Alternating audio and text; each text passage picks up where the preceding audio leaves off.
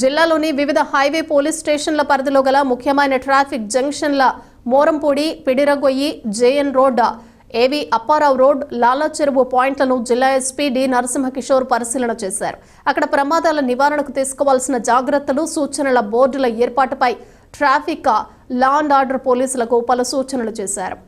SP Narasimhakishore traffic, law and order ఇన్స్పెక్టర్లతో కలిసి పరిశీలించి యాక్సిడెంట్లు, నేరాల నియంత్రణకు సీసీ కెమెరాలు, స్పీడ్ కంట్రోల్, ట్రాఫిక్ బోర్డులు, సరైన లైటింగ్ ఏర్పాటు చేయాలని అధికారులకు ఆదేశించారు.